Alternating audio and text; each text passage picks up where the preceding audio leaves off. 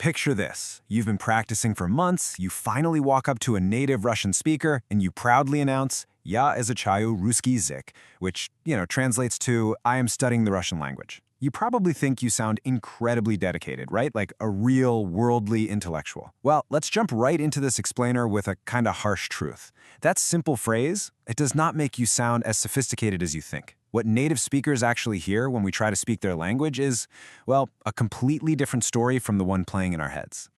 Honestly, the brutal truth is this. They are secretly trying not to laugh at your accent. I know, it sounds harsh, but it's the reality.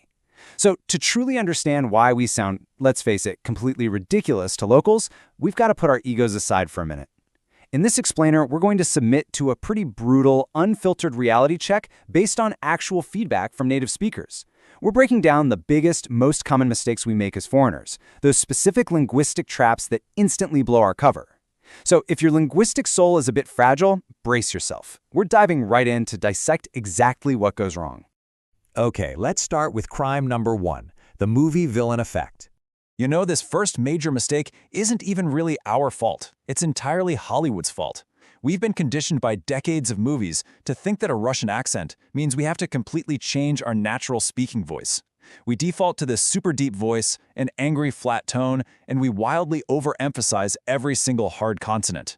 We naturally try to make our voices gravely and rev our R sounds like we're starting up an old lawnmower. But listen, real Russian isn't just flat and angry. It's actually got a lot of melody, nuance, and softness. When you overdo those hard consonants, you don't sound intimidating or authentic. You just end up sounding like a cartoon character. You're basically broadcasting that you learn the language from 90s spy thrillers instead of, real human beings. And that brings us to our missing link, the soft sign. In Russian, it looks like a little lowercase b, but it's not just some trivial grammar rule you can gloss over. It's an absolutely crucial feature of the language. The soft sign literally softens the preceding consonant with a tiny puff of air. It completely changes the physical way the word leaves your mouth. And more importantly, it changes the entire vibe and literally the meaning of what you're saying. Let's look at a practical example to see why this is such a big deal. Take the word for brother, brat.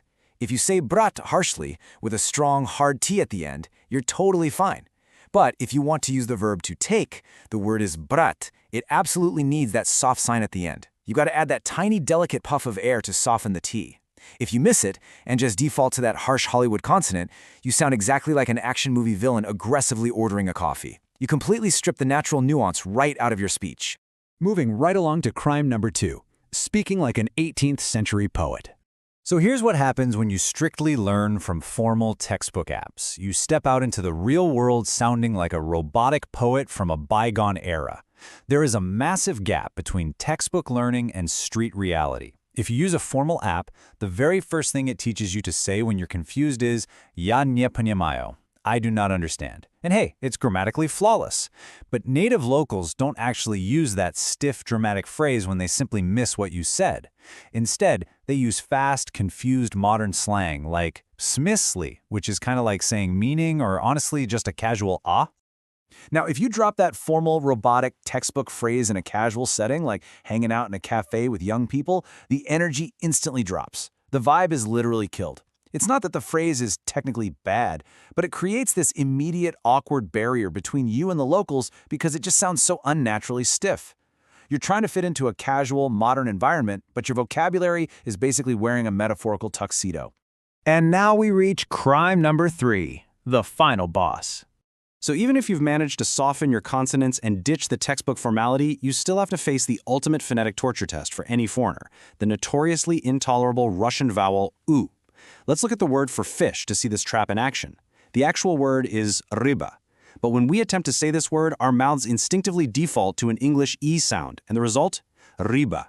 To a native speaker, hearing ryba doesn't sound like fish at all. It honestly sounds like you're talking about a cheap knockoff brand of athletic shoes. It's the ultimate phonetic giveaway. If you ask a local for a brutally honest rating of your pronunciation when you say ryba, they are not going to sugarcoat it. You're looking at a 2 out of 10, just an abysmal rating. Why? Because to a native speaker, hearing a foreigner butcher that sound is the single biggest red flag. Honestly, it doesn't even matter how flawless your grammar is up to that point. If your ryba sounds like riba, your cover is instantly irreversibly blown. So how do we actually fix this and stop blowing our cover? Well, you literally have to retrain your mouth. You can't just rely on the vowels you grew up with. To get that deep, guttural, drawn-out sound, ribba, ribba, ribba, you physically have to pull your tongue back into your mouth and essentially lock your jaw into position.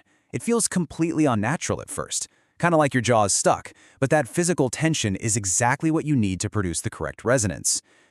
But here's the twist: respect for the effort. Despite all the linguistic chaos, the movie villain consonants, the robotic textbook phrases, and the internal roasting you might get for butchering a vowel, native speakers actually hold massive respect for you. Attempting to learn such a complex, deeply nuanced language is incredibly difficult. Even if you completely ruin the pronunciation, the sheer fact that you are putting in the effort earns you immense credit. So, as we wrap up this explainer, I want to leave you with a final thought to ponder, and maybe share with your fellow language learners. What is the #1 word that exposes your accent? And more importantly, which phonetic hurdle in the language you're studying drives you the craziest? Like, which letter makes you literally want to cry? Understanding these barriers is absolutely the first step to overcoming them. Remember, every mistake is just a step closer to fluency. So keep practicing, keep softening those consonants, and embrace the challenge.